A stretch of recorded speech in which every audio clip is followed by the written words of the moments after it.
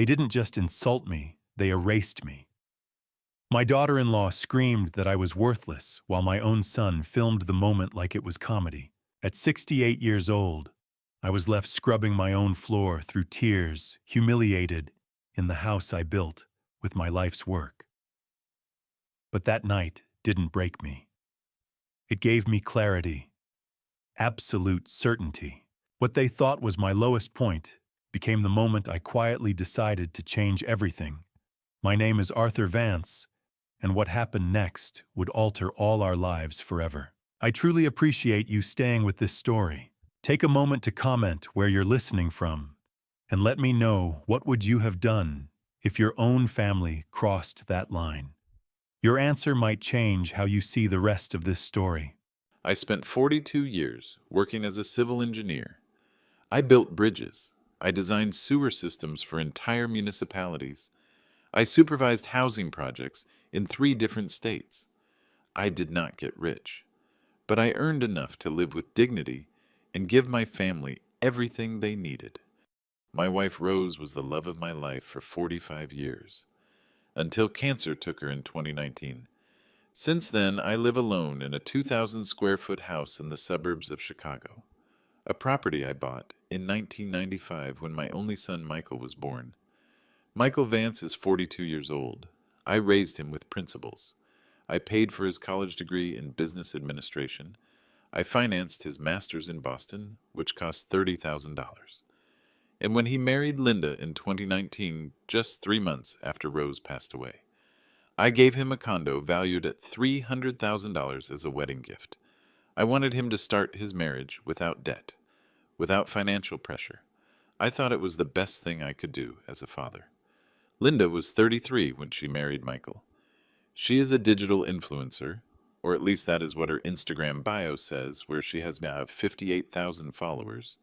She posts photos of expensive restaurants, exotic trips, and designer clothes. At first she seemed superficial but harmless. Rose, in her final days of lucidity, before the morphine put her into a permanent sleep, grabbed my hand. She told me, "Arthur, that woman does not love our son. I saw it in her eyes during the engagement dinner. But Michael is blinded. Promise me you will always take care of yourself, that you will never let anyone trample on you, not even him." I promised her, although back then I did not fully understand her words. The first 3 years after Rose died were confusing. I immersed myself in grief, in the loneliness of this house that suddenly seemed too big. Michael came over on Sundays for lunch. He brought Linda, and I tried to be the nice father-in-law, the perfect future grandfather. But things started to change subtly, starting in 2022. Linda began making comments about the smell of the house, about how old people always cook the same thing, about how boring it is to spend Sundays here. Michael did not contradict her. He simply laughed uncomfortably and changed the subject. In 2023, when the twins Luke and Emma were born, I thought everything would improve. I was excited to be a grandfather. I bought cribs, clothes, toys, but Linda established rules. I could not visit them without giving 48 hours notice. I could not babysit them alone because I was too old and might forget something important. I could not give them sweets or contradict her parenting methods. Michael nodded to everything. My son, who used to call me 3 times a week, started contacting me only when he needed something. Money for car insurance, help with Linda's gym membership, loans for vacations. But there was a specific moment that changed everything. It was December 15th, 2023. I arrived at the condo I had given them with Christmas presents for the twins. I rang the doorbell. Linda opened it with an annoyed face and said specifically, "Arthur, you are interrupting me. I am filming content for my social media. Could you not call ahead?" I reminded her that I had sent a text 2 days earlier. She rolled her eyes and said, "Whatever. Leave it there and go. You smell weird, like mothballs and old age." She slammed the door in my face. That night, sitting in my kitchen, something broke inside me. It was not rage. It was clarity. Rose was right. Michael had chosen a cruel woman, and he himself had become an accomplice to that cruelty out of cowardice or convenience. I had given everything: money, time, unconditional love, and in return I received contempt disguised as jokes, distance disguised as busyness. I made a decision that night. I was going to reclaim my life, my dignity, my autonomy, but not with scandals or screaming. I would do it strategically, silently, preparing every move with the precision of an engineer calculating structural loads. During January of 2024, I began my plan. I hired George Miller, a lawyer specializing in family law and estates. I explained my situation and asked him about revoking donations. He confirmed that gross ingratitude by the recipient is a legal cause for revocation under state property laws. I needed proof. I installed discrete security cameras in my house. I began to document every interaction, every derogatory comment. In February, I did something I never imagined at my age. I traveled alone to Florida 3 times. I always wanted to know the Gulf Coast better. I found a condo of 900 square feet with an ocean view in Sarasota. Bright. In a building with an active community of retirees. I put down a deposit of $50,000. I also put my lake cabin in Wisconsin up for sale, a property inherited from my father that Michael did not even know existed. And then came March 7th, 2024, that Sunday. March 7th, I prepared a special dinner. It was not just food. It was a last attempt to recover something that had been lost, the connection with my son. I cooked homemade meatballs with Rose's recipe, the ones Michael loved when he was a boy. I set the table with the embroidered tablecloth my wife used for important occasions. I bought fresh bread and prepared a salad with tomatoes from my small garden. I even cleaned the house for 3 hours, making sure everything was spotless. Michael confirmed they would arrive at 8 in the evening. At 8:30, they had not arrived. At 9, I received a brief text. We arrive in 20 minutes. They arrived at 9:40. Linda walked in with that annoyed expression I knew well, checking her phone, without even saying hello. Michael muttered a "Hi, Dad," without looking me in the eyes. The twins had stayed with Linda's mother. I served dinner. Linda looked at the plate as if I had put poison on it. "Meatballs again, Arthur. You always cook the same thing. It is depressing to eat here." I took a deep breath. The cameras were recording from the living room. "They are the ones Michael liked as a child," I said calmly. She let out a sarcastic laugh. "Michael is no longer a child. He is a grown man with standards." "Did you not buy wine?" Again, this cheap supermarket wine. Michael ate in silence, sunk in his chair. I looked at him, hoping he would say something, that he would defend me, even minimally. Nothing. Absolute silence. Linda continued, "Besides, this house smells weird. It smells like old man, stale. I do not know how you stand living alone here. You should sell this and go to a nursing home, where you are with people your age." I felt my blood boil, but I kept my calm. "This is my house, Linda. I bought it almost 30 years ago. Here my memories with Rose and Michael grew." She rolled her eyes. "Oh, and always with Rose, up and down. She died already. Get over it. Life goes on. Besides, this house is too big for you alone. It is a waste of space and money." Then she tasted the meatballs. She took a bite, made an exaggerated face of disgust. And right in front of my eyes, she spit the chewed food back onto the plate. "This is disgusting. What did you put in it? It tastes horrible." She stood up abruptly, pointing her finger at me. "You are human trash, Arthur. Trash. Disappear. You make me sick. You disgusting old man. I wish you had never been born. I wish Michael had a normal father and not this pathetic old man who wastes our time every Sunday." I stood paralyzed. Michael took out his phone and started recording. He was recording his own wife humiliating me while he laughed under his breath, as if it were a private joke between them. Linda continued, "Look at you, 68 years old and still alone, clinging to this house full of dust and ghosts. You are pitiful. You are sad. Every Sunday we come out of obligation because Michael feels guilty. But the truth is, no one can stand you. Not even your grandkids want to be with you because you are boring and you smell bad. Tears began to fall down my cheeks. Not from sadness, but from contained rage, but also from relief, because those words confirmed absolutely everything I had suspected for months. Linda turned to Michael. "Let us go, babe. I do not plan to stay one more minute in this depressing place with this disgusting old man." Michael put away his phone, still smiling, and nodded. "You are right. Let us go." They left without saying goodbye. I heard the door slam. I remained seated, looking at the spit-out plate, the meatballs I had prepared with so much love. I cleaned everything in silence. I washed the dishes.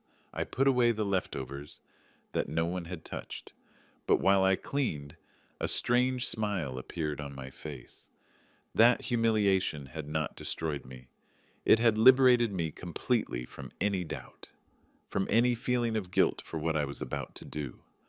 What Linda and Michael did not know is that I had spent months preparing my liberation.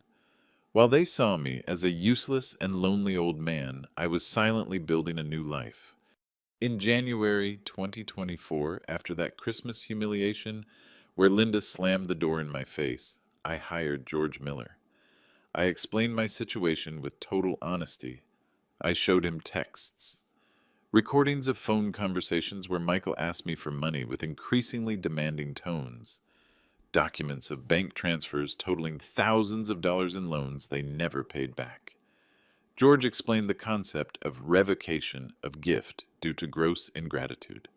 According to state laws, I can revoke a donation if the recipient has committed offenses against me that give grounds for disinheritance. The recording of that night of March 7th was pure gold, legally speaking. Grave insults, documented humiliation, the presence of my son laughing without intervening. Perfect cause for revocation. But my plan went much further than simply taking the condo. They needed to understand that they had lost everything, not out of revenge, but due to the natural consequences of their actions. During February, while they enjoyed a vacation in the Bahamas, which I partially financed with a $3,000 loan, I visited Sarasota 3 times. The first visit was exploratory. I walked along the boardwalk, visited neighborhoods, talked to people. The city captivated me immediately. The second visit was more concrete. I hired a real estate agent and saw 12 condos. I found the perfect one. 900 square feet, 3rd floor with an elevator, large balcony with a partial ocean view, renovated kitchen, active community of neighbors, mostly retirees. Price $350,000. I put down $50,000 that same day, signing a pre-contract. The third visit in February was to get to know the city more deeply. I attended a book fair in the downtown square where I met Paula Roberts, a 65-year-old woman, owner of a bookstore specializing in independent literature. We talked for 2 hours about books, about life after retirement, about second chances. The morning of March 8th, 2024, I woke up with a strange sense of peace. I had slept deeply for the first time in weeks. I ate black coffee and toast for breakfast while mentally reviewing every detail of what was about to happen. At 10 in the morning, my phone rang. It was George Miller, confirming everything was ready. "Arthur, the documents are prepared. I am leaving for your son's residence in 30 minutes. Are you completely sure about this?" My answer was firm. I have never been more sure of anything in my life. George explained the procedure. He would arrive at the condo I had gifted Michael as a notary public, carrying the official notice of revocation of gift due to gross ingratitude. The notice included copies of the previous night's recordings, transcripts of the insults, and a psychological report that a professional had drafted after reviewing all the material documented over 3 months. The conclusion was clear. Sustained pattern of psychological abuse and verbal mistreatment towards the donor. What Michael and Linda completely ignored is that those security cameras I installed in January had not only recorded the humiliation of March 7th, They had captured 3 full months of interactions. Every Sunday they came to eat. Every derogatory comment was recorded. Linda telling a friend on the phone from my living room that I was a pathetic burden who just would not die. Michael laughing when she suggested it would be better if I had an accident. Conversations about how to speed up putting me in a nursing home to sell my house and keep the money. I had 19 hours of footage. George selected the most serious fragments, those that unequivocally demonstrated systematic mistreatment, but we kept the rest as additional ammunition in case they tried to contest the revocation. My lawyer was clear. With this material, no judge will rule in their favor. The ingratitude is more than proven. They have 60 days to vacate the property starting from the formal notification. At 11:15 in the morning, George called me from his car. I am 2 blocks from the condo. Any change of plans, I told him to move forward. I hung up the call and sat on my sofa, the same one where Rose used to knit while we watched old movies on Friday nights. I imagined her reaction upon finding out what I was doing. I am sure she would smile proudly. She was always stronger than me, more direct. She taught me that self-love is non-negotiable, that dignity is worth more than the comfort of maintaining a false family peace. George rang the doorbell of the condo exactly at 11:30. I know the details because he told me later with millimeter precision. Linda opened the door in pajamas with her hair in a messy bun. "Yes?" she asked with an annoyed tone. George identified himself formally. "Good morning. I am George Miller, registered notary. I am here to deliver an official notice for Mr. Michael Vance, residing at this address." Linda frowned. "Notice?" For what George extended the certified envelope. "It is a legal matter that must be communicated personally. Is Mr. Vance home?" she yelled inside. "Michael, there is a notary here with some papers." My son appeared in a t-shirt and sweatpants. Confused, George repeated the introduction and handed him the envelope. "Mr. Vance, this is an official notice of revocation of the gift of the property at this address, promoted by the original donor, your father, Arthur Vance." Michael opened the envelope without yet understanding the magnitude. He read the first page. His face went pale instantly. "What is this revocation? This cannot be. This condo is mine. He gave it to me 5 years ago," George, with a professional but firm tone, explained. "The donation can be legally revoked for gross ingratitude of the recipient. Your father has extensively documented a pattern of psychological mistreatment and verbal abuse. Attached you will find recordings in digital format, certified transcripts, an expert opinion. You have 60 calendar days from today to vacate the property." Linda snatched the papers from Michael's hands. She began to read frantically, turning pages, seeing the screenshots of the recordings, reading her own transcribed words. "This is illegal. He cannot record us without permission. This is invasion of privacy." George smiled slightly. The recordings were made in Mr. Vance's private home, his own house. They are fully legally valid. Furthermore, the content demonstrates behaviors that constitute legal cause for revocation, according to current legislation. Then Linda exploded. She started screaming like she had never screamed before. "That old son of a bitch. This is your fault, Michael. Do something. Call your father right now." George took a step back. "I regret to inform you that any attempt at direct contact with Mr. Vance will be considered harassment. All communication must be done through legal representation. My card is included in the documentation. Good morning." He left, leaving them in the doorway with the envelope open and their lives falling apart. Michael called me 37 times that day. 37 calls I did not answer. They sent me 42 WhatsApp messages, from pleading to threats, from promises of change to renewed insults. I blocked their numbers temporarily. George had warned me they would try to manipulate me emotionally, that they would use the twins as bargaining chips, that they would promise anything to reverse the situation. But I had made my decision with a cool head after months of reflection. That night, while dining alone in my kitchen, I received an email from George with the signed receipt. The notice was officially delivered. The 60-day clock began to run.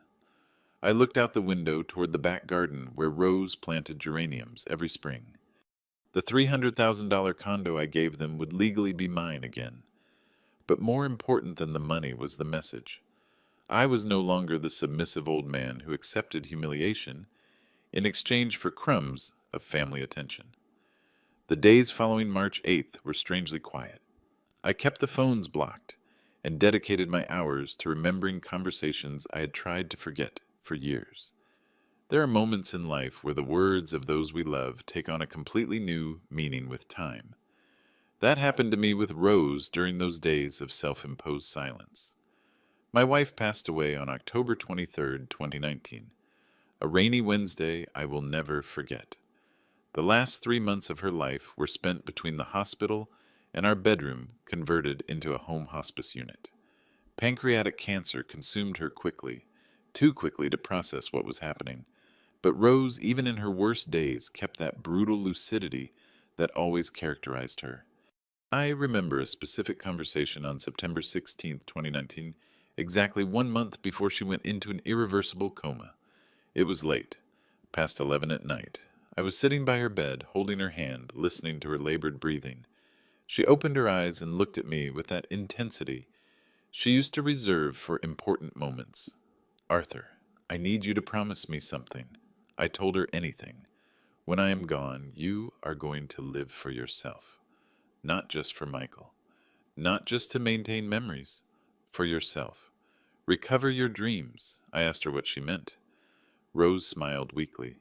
"You always wanted to write that book on sustainable engineering. You always talked about learning pottery, about living near the ocean, even if only for a few months. You always said when you retired, you would do 1,000 things. But you have been retired for 5 years and have done none. I know you, my love. You are going to stay in this house, waiting for Michael to need you. Sacrificing your time for a son who is already an adult and must live his own life." Her words hurt because they were true.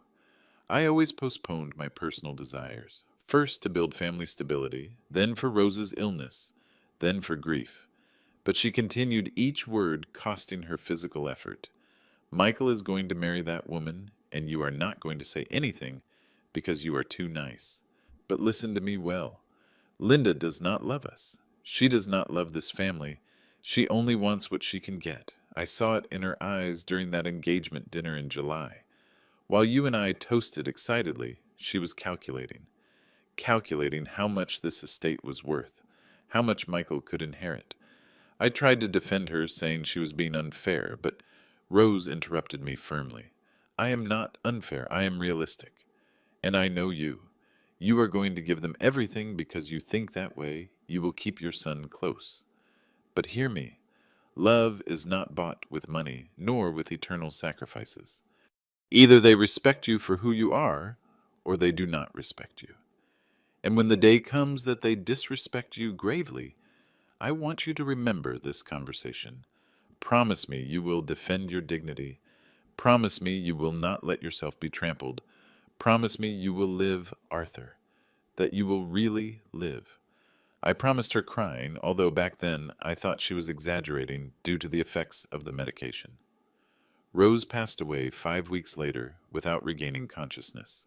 During the funeral, Linda was more worried about her makeup ruined by fake tears than consoling Michael. I should have paid attention to that sign. The following years confirmed every word of Rose. I became exactly what she feared: the compliant father, the family bank, the lonely old man waiting for calls that came only when they needed something. Until that December 15th, 2023, when Linda slammed the door in my face, telling me I smelled of old age. Something clicked in my brain. I heard Rose's voice as if she were next to me. "Defend your dignity." That night I started planning seriously. It was not revenge, it was liberation.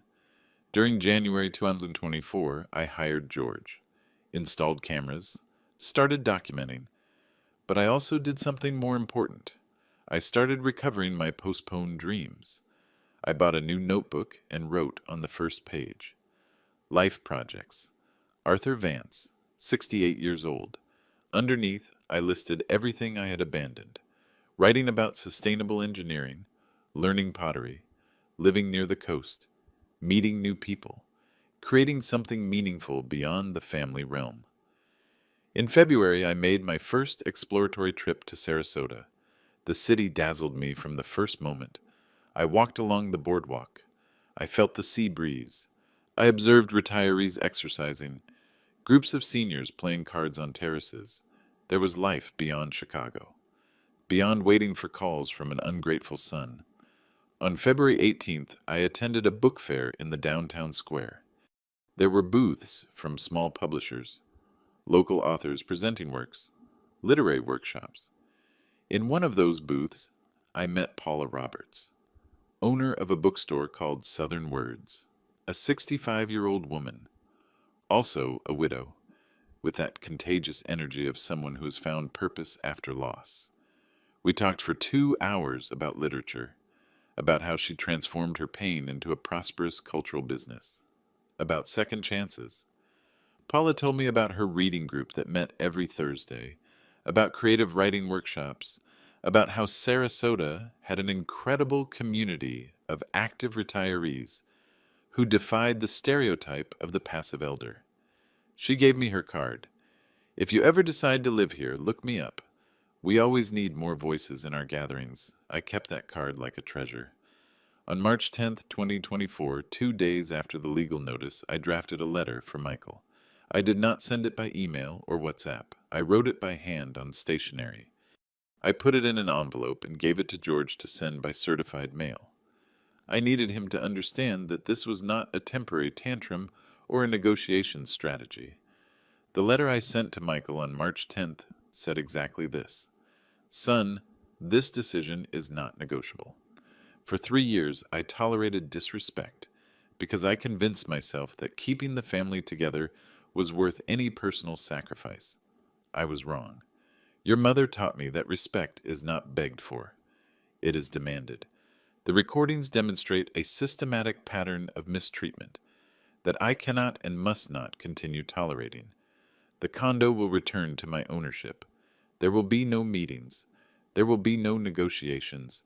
There will be no second chance. You have 60 days. Use them wisely. Your father, Arthur Vance. Between March 11th and 20th, Michael tried to contact me in every way possible. Calls from unknown numbers I did not answer. Messages through distant cousins that I politely rejected. He even showed up twice at my house, ringing the doorbell insistently for 20 minutes. I was inside listening to him beg from the other side of the door, but I did not open. George had advised me to keep absolute distance until tempers cooled, and they accepted the reality of the situation. But while Michael was falling apart, I was building. On March 15th, 2024, I received the news I was waiting for. The sale of my cabin in Lake Geneva had closed. $250,000 transferred to my bank account. I inherited that property from my father in 1998. I never used it much, maybe 10 weekends a year. It was a rural house of 1,600 square feet, with an acre of land far from the city center. Beautiful but lonely. Michael did not even know it existed because I inherited it long after he went to live on his own. With that money liquidated, added to my savings of $400,000 in index funds, I had accumulated over decades, working on international engineering projects. I had more than enough capital to finance my new life. On March 16th, I signed the final deed for the condo in Sarasota. $350,000 paid in full. 900 square feet on the 3rd floor with an elevator. 2 bedrooms, bright living room with access to an east-facing balcony. Kitchen renovated 3 years ago. Full bathroom with walk-in shower. Homeowners Association, mostly retirees, with a shared interior garden and social lounge. The real estate agent, a young woman named Nora, congratulated me on the purchase. You are very brave, Mr. Vance.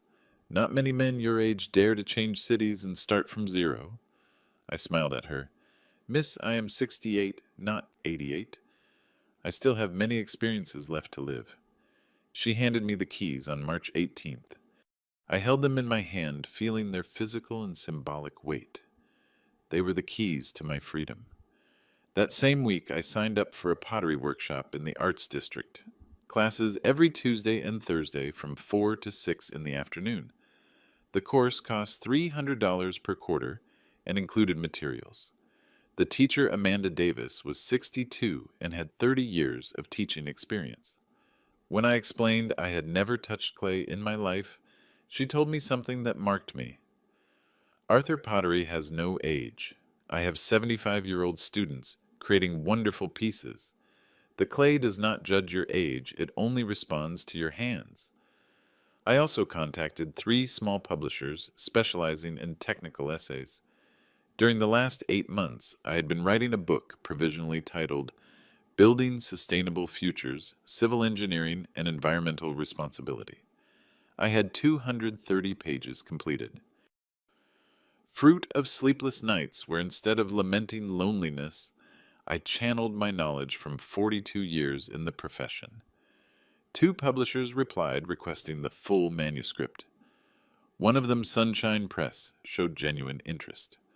On March 20th, while I was packing boxes for the final move, I received an email from Paula Roberts, the owner of the bookstore I had met in February. There, I was very happy to know you are finally moving to Sarasota. Our book club meets this Thursday the 21st at 7 in the evening. We would be delighted to have you. We will be reading Hemingway, The Old Man and the Sea. If you have not read it, it does not matter. The discussion is free and enriching. Come whenever you want. Paula. That invitation excited me more than I expected. For years, I had not been part of any social group beyond superficial interactions with neighbors in Chicago.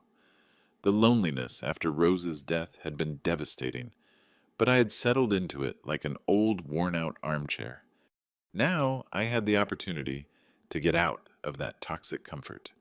On March 21st, I drove to Florida with my car loaded with clothes books and personal items. The rest would be sent by a moving company the following week. I arrived at my new condo past 3 in the afternoon. I opened the door and entered my space, truly mine, without ghosts of the past or others' expectations. I placed Rose's photograph on the living room table. She was smiling in that image taken in Hawaii during our 20th anniversary. I am doing it, love, I told her out loud. I am living as you asked me. At 6:45, I was in front of Paula's bookstore. Southern Words occupied a narrow but cozy space on a pedestrian street in the historic center. Windows full of books, posters of classic authors. Aroma of paper and coffee. I entered shyly. There were 12 people sitting in a circle, red wine glasses in hand, chatting animatedly. Paula saw me and approached smiling. Arthur, welcome officially to Sarasota. She introduced me to the group, 3 men and 9 women, ages between 58 and 74, retired from diverse professions. That first book club meeting lasted until 10 at night. We had not talked about Hemingway for more than 40 minutes. The rest of the time we talked about life experiences, personal projects, postponed dreams. I was surprised to discover how many older people were reinventing themselves after retirements, widowhoods, or family breakups. Teresa Fields, a 70-year-old ex-teacher, had published her first novel at 67. Manuel Ortega, a 64-year-old ex-accountant, gave guitar lessons to kids at community centers. Everyone had stories of rebirth. When it was my turn to introduce myself, I was honest. My name is Arthur Vance, retired civil engineer for 5 years. I just moved to Sarasota, escaping a toxic family situation. I am 68 years old, and I feel my true life is starting now. There were understanding nods. No one asked invasive questions. Paula raised her glass. To new beginnings, no matter when they arrive, cheers. On the way out, a man of about 70 approached. Arthur, I am Anthony White. I heard you are a civil engineer. I am a retired architect. I would like to chat with you about a project I have in mind. Do you have time for coffee tomorrow? I accepted, intrigued. We met at 11 at a coffee shop in the neighborhood. Anthony arrived punctual with a folder full of sketches and blueprints. Over the next hour, he explained his vision. I have been designing a concept of collaborative housing for seniors for 3 years. Not traditional nursing homes, but autonomous communities where retirees with some economic capacity can live independently but with shared services. Gardens, workshops, common library optional, community kitchen. The problem is, I need someone with structural knowledge and experience in sustainable construction. We architects design pretty, but you engineers make it work. He showed me three-dimensional renders, 8 individual cottages of 700 square feet each, arranged in a horseshoe shape around a central garden. Common spaces on the ground floor, multi-purpose room activity workshop, shared laundry, solar panels, rainwater collection system, urban garden. It was brilliant. Have you calculated costs? I asked. Anthony nodded. Initial estimate $1 million, including land construction and permits. With 8 homes, it would be $125,000 per unit, way below market price for similar condos in the area. I asked him where he planned to build. He took out a marked map. There is a plot of land in Bradenton 20 minutes from here that is for sale for $250,000, half an acre buildable with all utilities. The owner is an elderly farmer with no heirs who prefers to sell to someone who builds something useful. Excitement invaded me. This was not just a real estate project.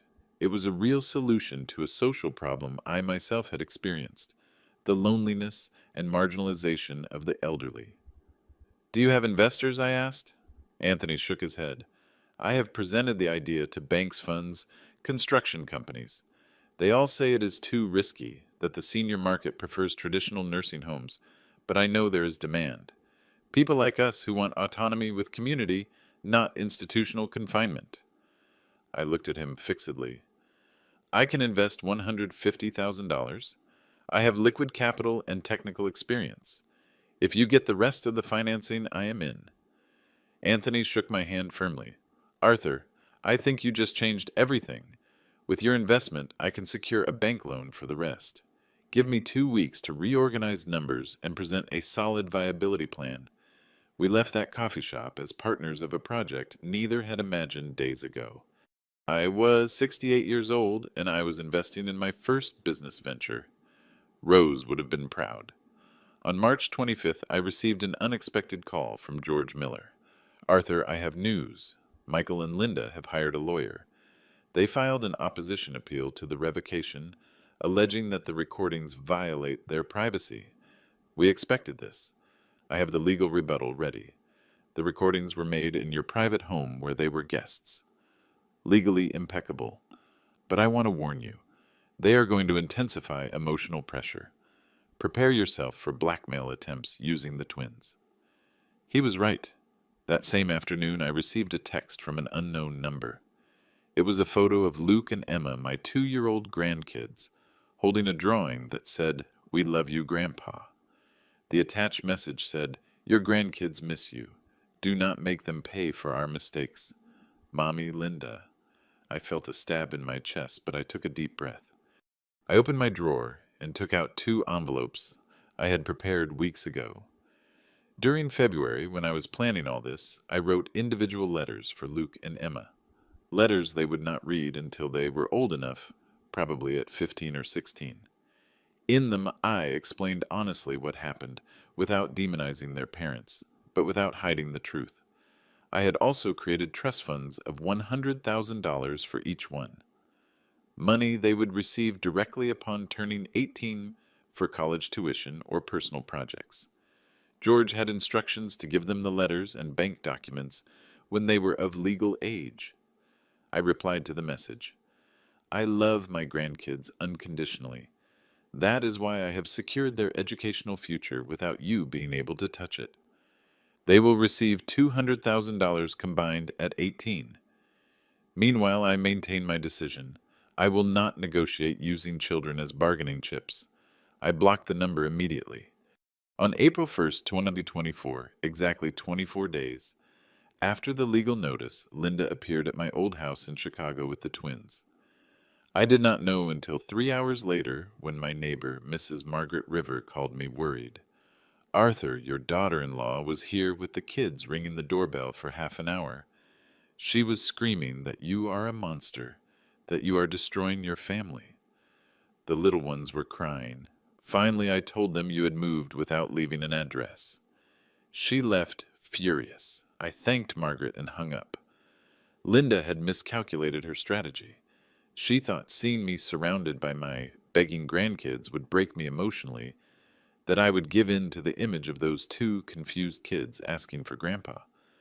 But I had already anticipated exactly that move.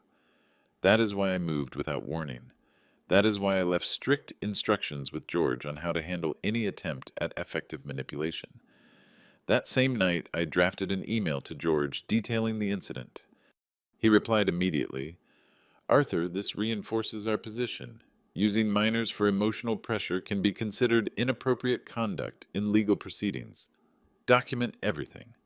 Meanwhile, the eviction deadline expires on May 7th. If they have not voluntarily vacated by that date, we will proceed with judicial eviction. Do you have plans for the recovered condo? Yes, I had plans. I had decided to sell it immediately. I did not want to keep properties that tied me emotionally to Chicago or my previous life. The $350,000 condo would sell easily in the current market. With that additional capital, I could invest more in the Silver Horizon project with Anthony, or simply keep it as a financial cushion for my coming years. On April 5th, Anthony met me at his architectural studio in Sarasota. He had worked intensely for 2 weeks refining the project. He showed me updated blueprints, preliminary structural calculations, economic viability studies. "Arthur, I got a meeting with Gulf Coast Community Bank. With your investment of $150,000 as seed capital, they are willing to study a loan of $600,000 to complete financing. They need us to form an LLC and present a joint technical validation. Your experience as an engineer, plus my architect license. I reviewed every document meticulously. The numbers added up perfectly. Total estimated cost, $950,000, including land for $250,000 construction, for $550,000 permits, and fees for $150,000. With pre-sale of 5 of the 8 homes at $150,000 each, we would recover $750,000 before finishing construction. The remaining 3 we would keep for later sale or rental. Projected profitability 30% on investment in a term of 18 months. "I am in," I told him without hesitation. Anthony smiled widely. "Then let us sign papers. We constitute Silver Horizon LLC this week. You as technical partner with 40% share, me with 60% contributing design and management. Does that seem fair?" It was more than fair, considering I only put up capital while he contributed years of conceptual development. We shook hands, sealing the partnership. On April 8th, I received an unexpected call from Michael from another unknown number. This time I answered because George had advised me that establishing minimum documented contact could be legally useful. "Yes," I answered with a neutral tone. There was uncomfortable silence before he spoke. "Dad, it is Michael. Please do not hang up. I just want to talk 5 minutes." I waited without answering. He continued with a broken voice. "I know we messed up. I know Linda crossed the line and I was a coward for not stopping her. But Dad, we are being evicted. We have 3 weeks to find housing with 2 small kids. Rents are through the roof. We do not have enough savings. Because we always counted on your support. We thought you would always be there." And I was there, I replied firmly. "For 5 years, I paid your private health insurance, Linda's gym fees. The vacations in the Bahamas, the twins' preschool. Adding it all up, I transferred you approximately $100,000 besides the gifted condo. Where is that money, Michael? What did you spend it on? Absolute silence on the other end?" Finally, he stuttered. "Linda has expenses. Her public image requires investment. Trips to create content," I interrupted him. "Your wife spent $100,000 of my money maintaining an influencer farce while treating me like human trash. You recorded that humiliation laughing. There is no going back, Michael. The condo will be sold. Find housing according to your real means, not the means I subsidized." But the kids, he tried the emotional argument. The kids have $200,000 secured in trust funds They will receive at 18 for college. They will also have letters from me explaining this whole situation when they are old enough to understand it. I love them deeply, but they are not bargaining chips. Learn to be a father without using my wallet. I hung up before he could reply. On April 20th, George informed me that Michael and Linda had finally signed the voluntary vacate agreement. They would move before the deadline to avoid the forced judicial eviction that would remain on their record.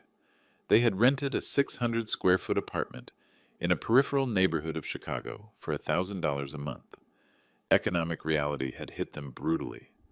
May 2024 marked my true rebirth.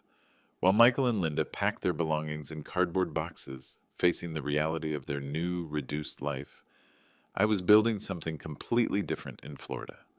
My weekly routine had transformed radically, compared to those lonely years in Chicago waiting for calls that never came. Tuesdays and Thursdays from 4 to 6 in the afternoon, I religiously attended pottery classes with Amanda Davis. The workshop was in a basement in the Arts District, a spacious place with 10 wheels, shelves full of drying pieces, and that characteristic smell of wet clay that I came to love deeply. We were 12 students, 8 women and 4 men, ages between 55 and 76. None had touched clay professionally before retiring. My first piece was an absolute disaster. I tried to create a simple bowl and ended up with something that looked like a saucer deformed by an earthquake. Amanda laughed affectionately. Arthur, the clay reflects your internal state. If you are tense, it collapses. Relax, breathe, feel the material. In my second class, I managed to center the clay correctly on the wheel. The circular motion, the pressure of my hands, molding something from nothing, had a meditative quality. For the first time in years, my mind went completely silent. Towards the end of May, I had created my first presentable piece, a cylindrical vase of 8 inches, with intentional irregular edges. Amanda glazed it in cobalt blue and put it in the kiln. When I saw it finished, I felt genuine pride. It was not perfect, but it was mine. I placed it on my balcony as a symbol of this new stage.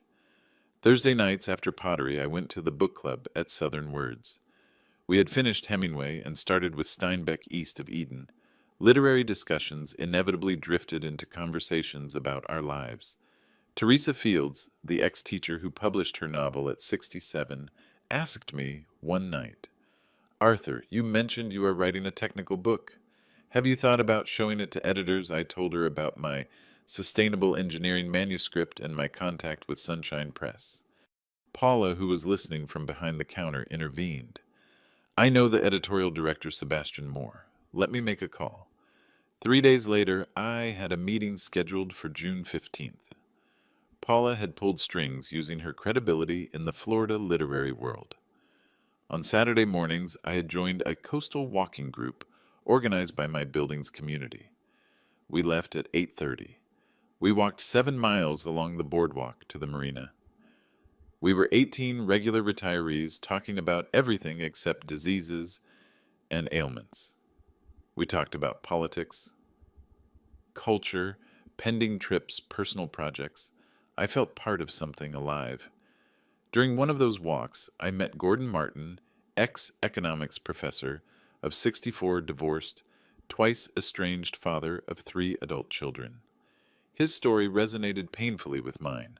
"Arthur, I spent 30 years sacrificing for families that did not value the effort. My kids only call me when they need money. My second ex-wife left me for someone 20 years younger. I arrived in Sarasota a year ago looking for exactly what you are looking for: dignity and peace. Gordon became a close friend quickly. We shared coffees after walks, exchanged books, discussed investments and projects. When I mentioned Silver Horizon to him, he got enthusiastic immediately. Do you need financial advice? I worked 15 years in commercial banking before dedicating myself to teaching. I can review your business plan at no cost." On May 10th, Anthony and I signed the official constitution of Silver Horizon LLC before a notary. Social capital $160,000. My contribution $150,000. Anthony's $10,000 plus his valued project work. We met with the director of Gulf Coast Community Bank, Victor Sands, a man of 50 with 30 years of banking experience. We presented blueprints, market studies, financial projections, reviewed by Gordon. Victor studied the documents for 40 minutes without saying a word. Finally, he looked at Anthony and then at me. Gentlemen, this project has real merit. The concept of collaborative senior housing responds to emerging demand that the traditional industry ignores. I see clear viability. I approve a loan of $600,000 for 10 years at 3.2% interest guaranteed, with mortgages on the land and future construction. We left the bank as official partners of a real enterprise. On May 23rd, while Anthony negotiated the final purchase of the land in Bradenton, I received a call from George. Arthur, I have buyers for the Chicago condo. Young couple. They pay $340,000 in cash. No financing. Quick closing. Do you authorize the sale? I accepted without hesitating. That condo represented my past of unrecognized sacrifices. Selling it was closing that chapter definitely. Michael found out about the sale through old neighbors. He sent me a desperate message. Dad, that condo was my home. How can you sell it to strangers? At least you should have given us the option to buy it, I replied briefly. It was my legally recovered property. I do with it what I consider appropriate. Have a good life. June 2024. Arrived with subtropical heat and profound changes. On the 15th of that month, I had my meeting with Sebastian Moore from Sunshine Press. His office was in a restored historic building near the Central Market. Sebastian was 52 wire-rimmed glasses and that analytical look of someone who reads professionally for decades. I handed him the printed manuscript, 230 pages, titled Building Sustainable Futures, Civil Engineering and Environmental Responsibility. He spent 2 hours reviewing it while I waited nervously drinking mineral water. Finally, he closed the last page and looked directly at me. Arthur, this is solid, very solid. It combines technical rigor with accessible narrative. There is a market for this type of specialized essay. Engineering students, industry professionals, public institutions. I propose a publishing contract with 1,000 copies.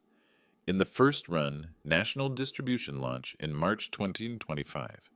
Advance of $3,000 against royalties of 8%. I accepted immediately, shaking his hand with contained emotion. I left that office feeling completely different. At 68, after 42 years in the profession, I would finally see my knowledge crystallized in book format with my name on the cover. Rose would have cried with pride. I called Paula to thank her for the connection. She insisted on celebrating by organizing an early presentation event at her bookstore when the book was ready. While my life flourished, Michael's was falling apart systematically. On June 20th, I received an email from his boss, someone I knew vaguely from a corporate dinner years ago. The message was direct, Mr. Vance. I am compelled to inform you that your son Michael has been fired from our company for sustained poor performance and unjustified absences. He arrived late, constantly made errors in important reports, showed evident signs of untreated depression. We tried to help him for 3 months, but his situation worsened. I regret the family situation I understand he is going through. Cordially, Frank Reynolds, Commercial Director. I did not reply to that email. It was not my responsibility to rescue Michael from consequences he himself had generated. He was 42 years old enough to assume his decisions. During those days, I received 17 messages from him that I read but did not answer. They oscillated between desperate pleas and bitter reproaches. Dad, I lost my job. Linda blames me for everything. The kids ask why we live in such a small apartment. I need help. Another one said, this is your fault. If you had not taken the condo, nothing of this would have happened. You are an egoist who only thinks of himself. I showed the messages to Gordon during one of our morning coffees. He who had lived similar situations with his own children was direct. Arthur, he is using the classic stages of manipulation: victimization, guilt-tripping, emotional blackmail. Do not give in. If you intervene now, you will only postpone his maturation. He needs to hit rock bottom to rebuild himself from his own resources. He was absolutely right. On July 3rd, Paula organized a cultural event at Southern Words titled Art and Experience, an exhibition of works by senior students. Amanda, my pottery teacher, had selected pieces from 8 senior students for public display. My cobalt blue vase was among them, next to bowls, decorative plates, and abstract sculptures. The bookstore filled with approximately 60 people, friends, relatives of the artists, curious locals. When it was my turn to speak about my piece, I felt adolescent nervousness. This is my first ceramic creation, after 68 years, without ever touching clay. It is not perfect. It has deliberate irregularities, but it represents something fundamental. It is never too late to learn to create, to express yourself in new ways. This vase symbolizes my rebirth, after losing my wife 5 years ago and distancing myself from a destructive family situation. The clay does not judge your age or your past. It only responds to your hands in the present. There was genuine applause. 3 people approached afterwards interested in buying pieces. I sold the vase for $100 to a 60-year-old woman who said, "Your story inspires me. I just divorced after 35 years of abusive marriage. Seeing that someone can be reborn gives me hope." I handed her the vase with emotion. Those $100 were worth infinitely more than any amount I had given Michael during years of forced dependence. The Silver Horizon project advanced rapidly. Anthony had closed the purchase of the land in Bradenton on June 28th for $250,000. On July 5th, we initiated procedures for construction permits. The hired technical architect estimated start of works for September if all municipal documentation was approved without setbacks. We had received 4 serious inquiries from potential buyers interested in pre-sale, all retirees between 62 and 70 years old, looking for exactly what we offered: community without institutionalization. September 2024 arrived with the official start of construction of Silver Horizon. On the 15th of that month, we attended the symbolic groundbreaking ceremony on the land in Bradenton. Present were the town mayor, 2 council members, journalists from 3 regional outlets, and the 4 buyers who had confirmed pre-sale. Anthony gave an emotional speech about dignified aging and architecture with social purpose. When he asked me to speak, I kept it brief. I am 68 years old, and this represents the most important investment of my life, not for the money, but for the meaning. We are building community, not just buildings. Works began formally on September 18th with a local construction company specializing in sustainable building. The schedule established completion for March 2025, 12 months, exactly from that Sunday, March 7th, when Linda spit out my food and changed my life forever. The irony of the calendar did not go unnoticed. On September 23rd, I received a call from Claudia Harris, journalist for the Sarasota Herald, specialized in social issues and community projects. "Mr. Vance, I would like to interview you about Silver Horizon for an extensive report. Your personal story, combined with this project, has potential to inspire many older people who feel their useful life ended with retirement." I accepted, nervous. I had never gave public interviews. The interview was published Sunday, October 4th, occupying a full page with photographs of the construction site, renders of the finished project, and an image of me in front of architectural plans. The headline said, "Arthur Vance, retired engineer of 68 Invest Savings, to revolutionize senior housing after distancing from toxic family." The article detailed my professional career, the loss of Rose, the distancing from Michael without entering into scandalous details, and my rebirth in Florida. It included textual quotes from me. For years, I lived for others, sacrificing personal projects to maintain a false family peace. When I finally prioritized my dignity, I discovered that life at 68 can be fuller than at 40. Silver Horizon. It is not just a business. It is demonstrating that seniors have capacity, creativity, and the right to live with autonomy and community. The article ended with contact information for those interested in the project. The repercussion was immediate and overwhelming. In 48 hours, we received 37 inquiries from potential buyers, 18 interview requests from other media, and 3 invitations for public talks. Anthony was euphoric. "Arthur, this is media gold. We should plan immediate expansion. With this visibility, we can replicate the model in other cities."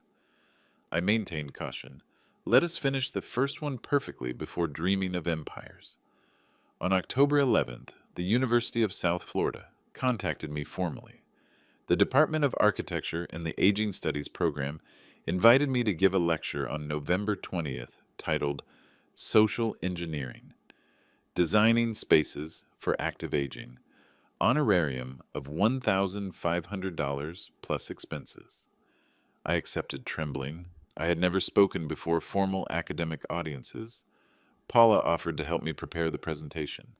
Michael saw the Herald article. I know because on October 5th I received an email from him. It was not pleading or angry. It was different. The subject simply said, "Dad," the body of the message. "I saw your interview in the paper. I have no words. You built a complete life. A business project. You will publish a book. You give university lectures, all in 6 months. And me, I lost my job 4 months ago and still have not found anything stable. Linda filed for divorce last week. She will take custody of the twins because I cannot demonstrate fixed income. I live in a studio of 300 square feet that costs $600 a month. I eat once a day to save. I am not writing to ask for money. I just needed to tell you I finally understand. I understand who you were and what I lost. Not the money, Dad. I lost you. The man who built bridges for 40 years, who raised a son alone after becoming a widower, who at 68 has more life than me at 42. Forgive me, although I know I do not deserve forgiveness. Michael. I read that email 5 times. I felt something similar to compassion, but also firmness. I replied 24 hours later, Michael. I appreciate your honesty, but forgiveness does not erase consequences. I can forgive you as a personal exercise to free myself from resentment, but that does not mean restoring relationship or financial support. You are 42 years old, perfect age to rebuild yourself from your own strength, as I did at 68. Learn from this.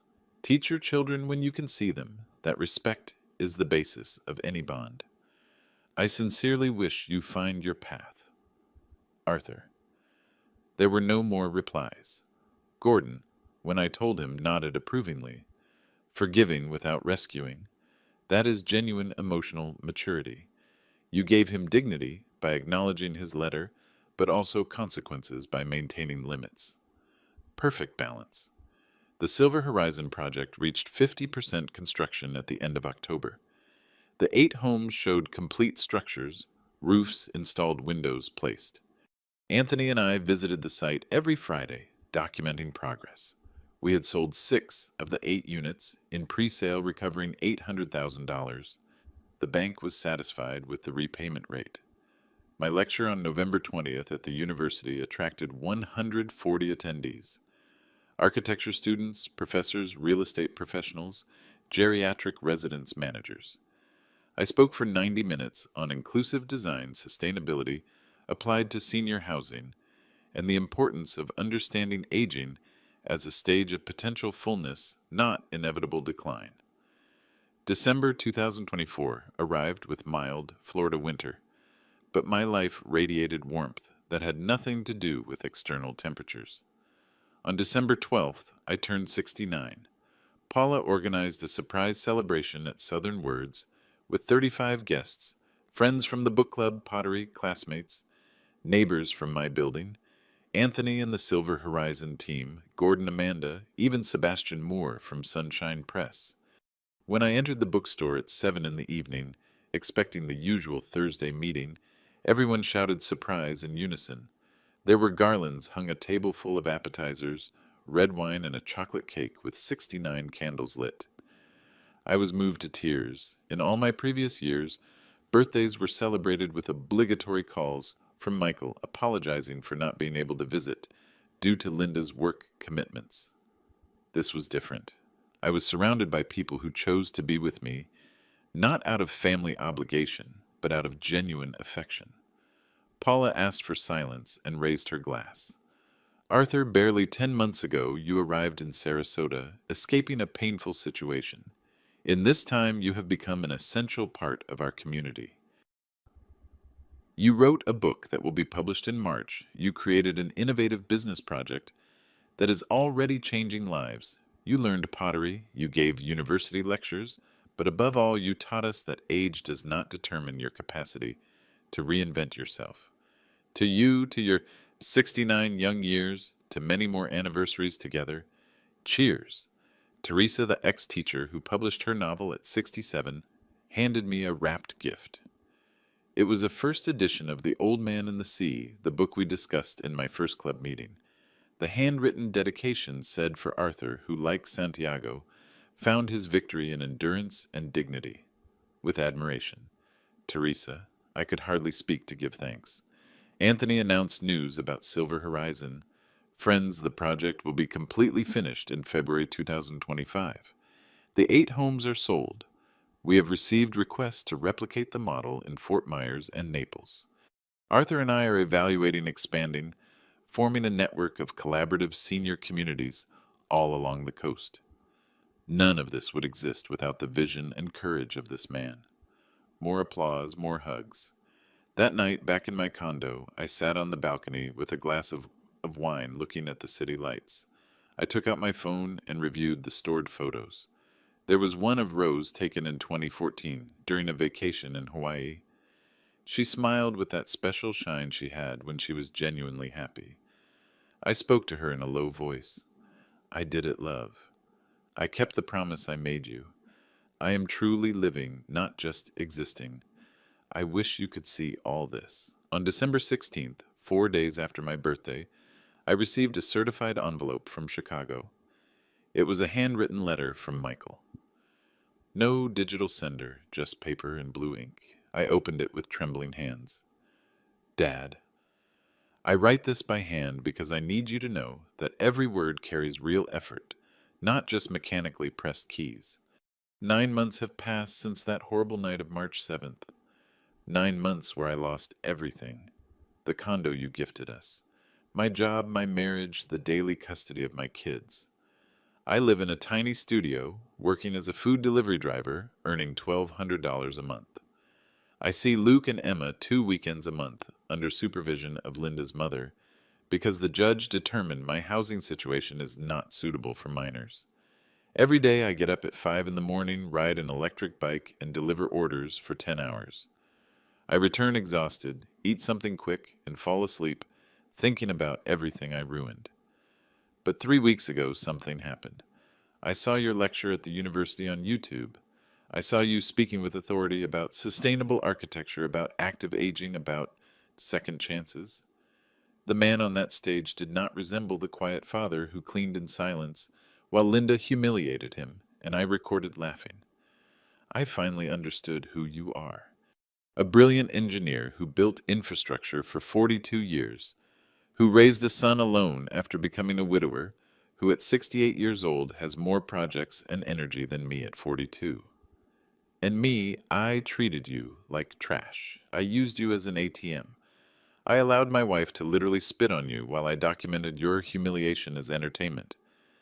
I do not ask for forgiveness because I know I do not deserve it.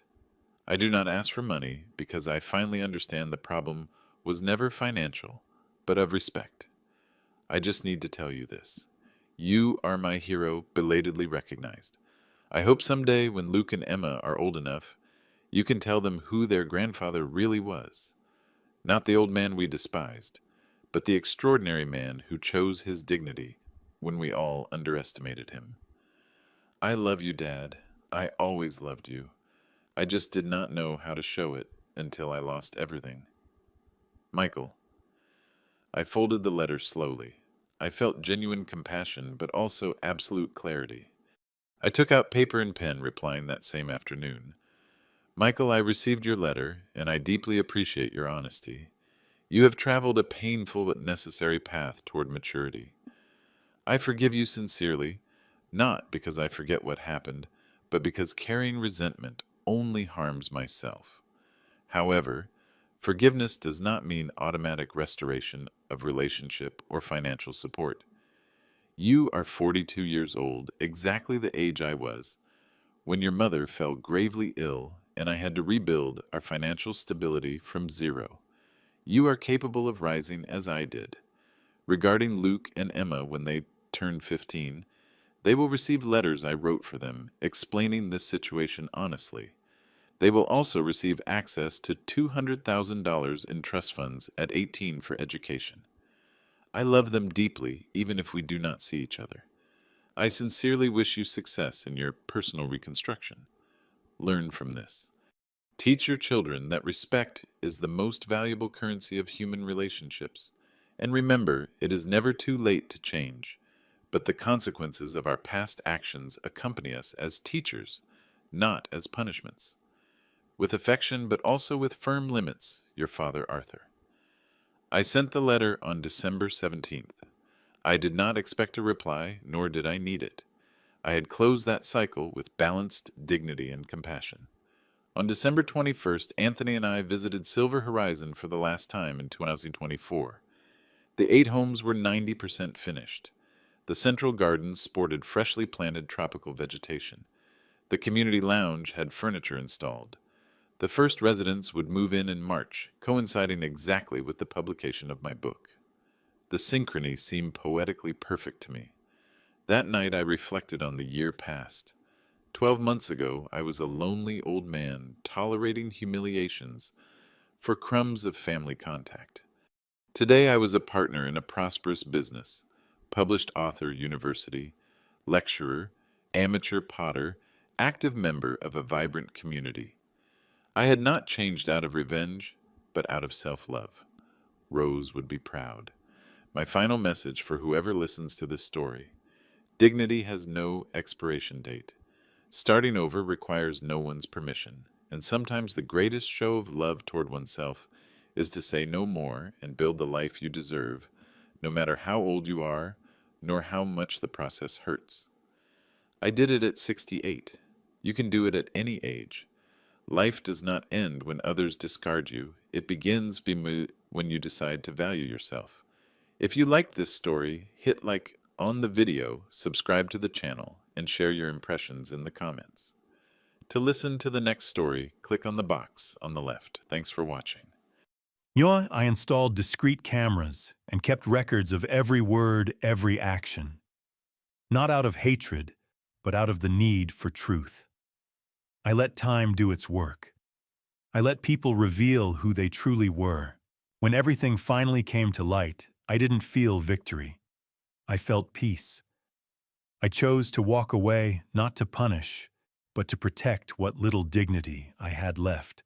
I forgave them, not because they deserved it, but because carrying resentment would only chain me to that pain forever. As the Bible says, "Vengeance is mine," says the Lord.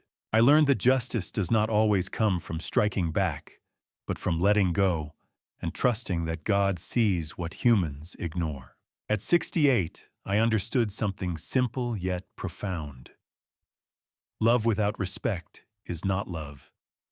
Family without compassion is not family. This story is a work of fiction created to remind us of a timeless truth. Do not judge people by their silence. Do not mistake kindness for weakness. And never forget that humility, forgiveness, and faith can heal wounds that revenge never will. Sometimes the greatest victory is not proving others wrong, but choosing to live rightly with God and with peace in your heart.